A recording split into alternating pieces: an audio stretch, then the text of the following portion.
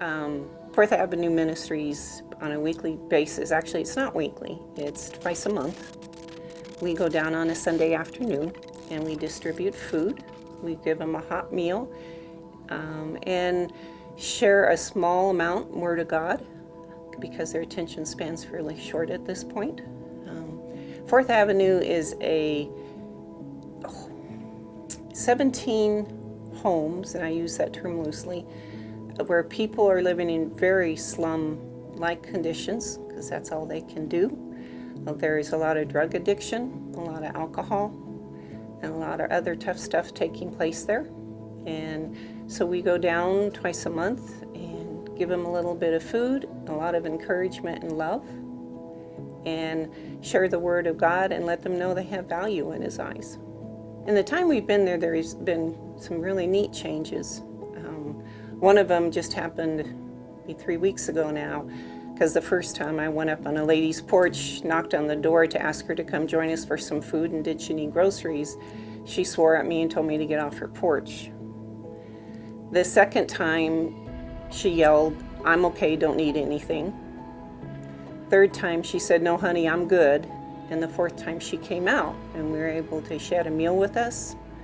She picked up her groceries, and when she left, she just said over and over, "God bless you, God bless you." It's a huge difference. Along with that, we're also hearing from the police department that although they're still called in there a lot, it's not for the violent things that had been before. So there is even a shift that way in that area. There's people who were afraid to talk, who now speak to us and actually sit. They're really hungry. They love for company. They want to sit and just have someone spend time with them. And so now they'll just sit at the tables and we'll enjoy about 2 hours together. It's wonderful. Well, the idea for the ministry came from the Lord taking me into that place. I was at the time was cleaning rental properties and was sent in there. And the first time I was just horrified by the darkness there. It was like it would just sit on your chest and take your breath away. And then the Lord sent me back a second time, and I began to see the people there, not to be in fear of them, but to see the harshness that they were living in, and it was hard.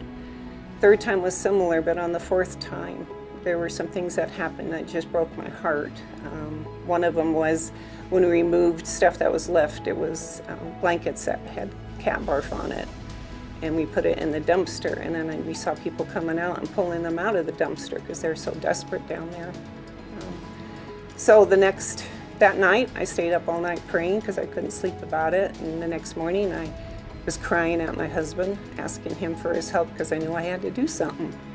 People shouldn't live in that kind of darkness. And it wasn't money they needed, it was Jesus. So Peter and I talked for a long time about what to do and how to do it, and contacted Pastor Bob and asked him for his help because I said, "I'm not asking you to do this, but I don't know what to do." And so he came alongside and got us started there.